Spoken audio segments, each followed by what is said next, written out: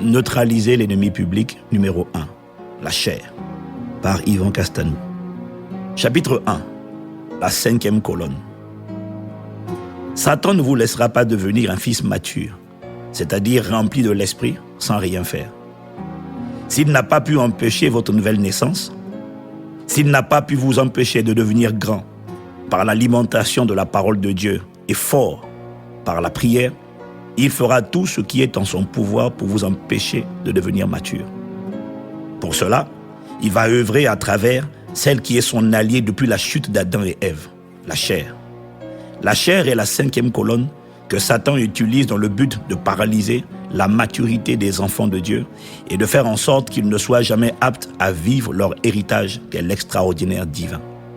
Pour mieux comprendre ce que je suis en train d'affirmer, repartons dans l'histoire, au moment où pour la première fois l'expression 5e colonne fut utilisée. Nous sommes en novembre 1936. L'Espagne est en pleine guerre civile. Le général Franco et son armée sont sur le point d'attaquer la ville fortifiée de Madrid afin d'en prendre le contrôle. C'est dans ce contexte qu'on raconte une conversation entre le général Franco et un de ses officiers. L'officier dit « Mon général, comment allons-nous envahir Madrid?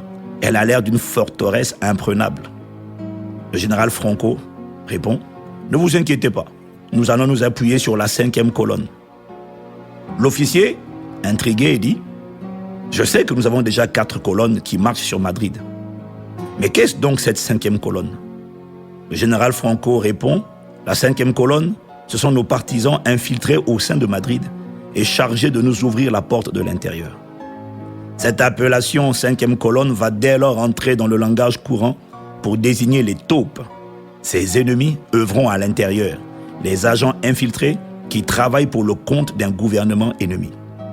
Dans le cadre de la guerre qui oppose le royaume des ténèbres au royaume de Dieu, la 5e colonne sur laquelle Satan s'appuie pour détruire les croyants, celle qui est son allié, son agent infiltré à l'intérieur de l'être humain, s'appelle la chair. Votre pire ennemi n'est pas un démon ni un sorcier. Votre pire ennemi est en vous et il s'appelle la chair. Ne la sous-estimez pas, elle est redoutable. C'est elle qui a réussi à décimer toute une génération, celle de Moïse. Dans le désert, il n'y avait aucun géant, aucune armée ennemie qui faisait la guerre aux enfants d'Israël. Mais la chair, à elle seule, a suffi pour les détruire et les empêcher d'entrer à Canaan. Marcher selon l'esprit ou marcher selon la chair? Nous l'avons dit, pour que Dieu transforme votre vie, il est indispensable de lui donner le pouvoir. Autrement dit, vous devez laisser Dieu le Saint-Esprit être le commandant en chef, le pilote de votre vie, le maître à bord. Ce sont ceux qui laissent le Saint-Esprit les conduire et les contrôler, qui obtiennent le statut de fils mature de Dieu, selon qu'il est écrit dans Romains 8, verset 14, « Tous ceux qui sont conduits par l'Esprit de Dieu sont fils de Dieu. » Dans ce processus, le premier obstacle qui empêche le Saint-Esprit de contrôler, de changer, de gouverner la vie des croyants pour tourner de nouveau, ce n'est pas le diable, mais son allié, la chair. L'opposé de l'esprit, c'est la chair. C'est ce que confirme l'apôtre Paul lorsqu'il écrit dans Galates chapitre 5, verset 16. « Je dis donc, marchez selon l'esprit et vous n'accomplirez pas les désirs de la chair. » Paul dit « marcher ». Le mot « marcher » contient une notion de mouvement, d'action. Le Seigneur dit donc par Paul « marchez ». Bougez, faites mouvement, agissez ou laissez-vous conduire, diriger par l'esprit et vous n'accomplirez plus les désirs de la chair. Mais, quelle est cette dimension de l'être humain qui bouge, qui marche, qui se meut? C'est son âme. Un être humain doit avoir le souffle de vie en lui pour pouvoir marcher. C'est-à-dire qu'il doit avoir une âme. Le mot âme, du grec psyché, signifie simplement vie. Sans âme, un corps n'a pas de vie, pas de mouvement, pas de marche possible car le corps est inerte. Si un animal bouge, c'est parce qu'il a une âme. On dit qu'une personne est morte lorsque l'âme a quitté le corps et que le corps est inanimé. Que suis-je en train de démontrer? Je suis en train de démontrer que la dimension de l'homme qui marche, qui bouge, c'est son âme. L'âme est le moteur du mouvement de l'être humain. L'âme, c'est simplement le cœur, le siège des pensées, des sentiments, des émotions, de la volonté. Les choix et les décisions se font au niveau de l'âme. L'âme est l'endroit que vous devez le plus protéger, car elle constitue le laboratoire de fabrication de tout ce que vous deviendrez demain. Voilà pourquoi l'âme est la tour de contrôle de l'homme, le centre de commandement et de pilotage que l'ennemi essaie de contrôler et que Dieu dit de protéger, selon qu'il est écrit « Garde ton cœur » ou encore « Barricade, sécurise ton âme » plus que toute autre chose, car de lui viennent les sources de la vie. Proverbe 4, verset 23. Celui qui contrôle votre âme contrôle votre vie et les résultats que vous obtenez. Personne ne peut vous contrôler s'il ne contrôle votre âme. Celui qui tient l'âme tient l'homme. Votre niveau de prospérité dans la vie dépend non de vos diplômes, mais de l'état de votre âme. C'est la raison pour laquelle Jean dit, dans 3 Jean 1 au verset 2, « Bien-aimé, je souhaite que tu prospères à tous égards et sois en bonne santé, comme prospère l'état de ton âme. Tant que votre âme n'est pas restaurée, elle ne prospère pas. Et tous les autres domaines de votre vie ne peuvent prospérer. La prospérité de votre santé dépend de l'état de votre âme. Cela n'est que le résultat de la loi des correspondances qui stipule que l'état de l'extérieur dépend toujours de l'état de votre être intérieur, c'est-à-dire votre âme. Votre esprit a beau avoir la vie extraordinaire en lui, tant que votre âme n'en est pas irradiée, votre corps et votre vie n'en voient aucune manifestation à l'extérieur. La question est donc, qui est-ce qui exerce son emprise, son contrôle sur votre âme? Qui fait marcher votre âme? D'après la Bible, c'est soit la chair, soit l'esprit. Pour comprendre ce que je vais développer, représentez-vous l'être humain comme un véhicule dont les vitres sont teintées. Le conducteur de cette voiture, c'est l'esprit. Souvenez-vous que l'homme est un esprit qui possède une âme et qui habite dans un corps. C'est ce que nous rappelle 1 Thessaloniciens, chapitre 5, au verset 23. Que le Dieu de paix vous sanctifie lui-même tout entier et que tout votre être, l'esprit, l'âme et le corps soient conservés irrépréhensibles lors de l'avènement de notre Seigneur Jésus-Christ. Les vitres étant complètement teintées, lorsqu'on regarde le véhicule, on ne voit ni l'intérieur, ni le conducteur, ni le reste. On ne voit que la carrosserie, l'extérieur. Il en est de même pour l'être humain. Dans le monde naturel, plusieurs le résument à un simple corps, parce que c'est tout ce que l'œil humain voit ou perçoit. Mais en réalité, ce corps héberge un esprit et une âme invisibles à l'œil nu.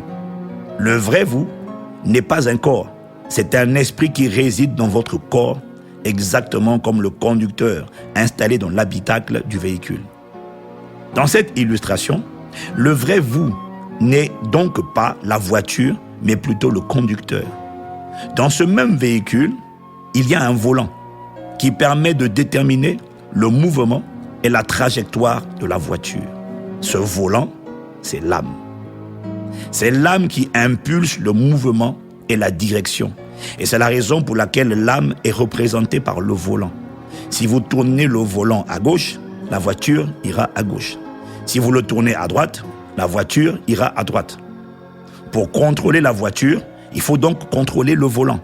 Car celui qui a le contrôle du volant a le contrôle de la voiture tout entière. Celui qui prend le volant définit la trajectoire. Voilà pourquoi tout le monde essaie de prendre le contrôle du volant, qu'est l'âme. Tout le monde a besoin du volant.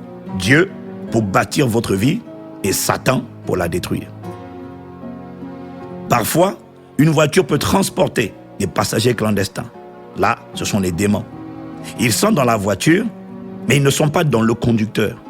Les démons peuvent se loger dans le corps de la nouvelle création et oppresser son âme, mais ils ne peuvent pas siéger dans l'esprit, parce que votre esprit est totalement neuf, recréé.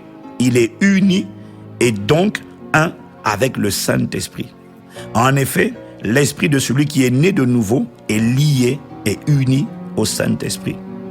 Mais les démons qui sont dans le corps peuvent s'emparer du volant et provoquer des changements de trajectoire. C'est ce qu'on appelle une obsession démoniaque. Lorsque les démons s'emparent totalement du volant comme pour le démoniaque de Gadara, on parle alors de possession démoniaque. Depuis la chute, un autre élément nuisible s'est infiltré dans la voiture. L'ordinateur de bord, qui est l'équivalent de la chair. Même quand il n'y a pas de passagers clandestins, il y a dans les voitures modernes ce qu'on appelle l'ordinateur de bord. Il a été conçu pour communiquer au conducteur des informations importantes telles que la température, les entretiens à effectuer, etc. Le problème est que cet ordinateur de bord, lui aussi, peut prendre le contrôle du volant. Par exemple, quand il pleut et que la voiture glisse, les pneus se braquent automatiquement, même quand on ne touche pas le volant. Pourquoi ? L'ordinateur de bord a pris le contrôle du volant. Maintenant, il y a même des ordinateurs de bord qui peuvent aussi garer la voiture à la place du conducteur. Ils peuvent aisément prendre le contrôle du volant, c'est-à-dire de l'âme. Or, depuis la chute, la chair, c'est-à-dire l'ordinateur de bord, est devenue incontrôlable, rebelle. Elle a pris l'habitude de s'emparer du volant. L'autre particularité de l'ordinateur de bord est qu'il est indissociable du véhicule, parce qu'il y a été intégré depuis sa conception, depuis sa sortie d'usine. On ne peut donc pas l'enlever. Alors, que signifie marcher par l'esprit ? Ça veut dire que votre esprit, uni au Saint-Esprit, a le contrôle du volant qu'est l'âme. Quand le Saint-Esprit vous dit « avance », vous avancez. Pardonne, vous pardonnez. Sème, vous semez. Honore, vous honorez. Aime, vous aimez, etc. Ça a l'air simple. Mais le problème est que dès que l'esprit veut mettre la main sur le volant, c'est-à-dire l'âme, l'ordinateur de bord, c'est-à-dire la chair, essaie lui aussi d'en faire autant pour influencer la trajectoire du véhicule. Il y a donc une guerre entre l'ordinateur de bord, c'est-à-dire la chair, et le conducteur, c'est-à-dire l'esprit. L'ordinateur de bord veut aller à droite et le conducteur dit non, on va à gauche. Et c'est là que commencent tous les défis de la nouvelle création. Normalement, c'est l'esprit né de nouveau qui doit contrôler le volant. Mais s'il n'y parvient pas, alors c'est la chair qui le fera. C'est donc l'un ou l'autre.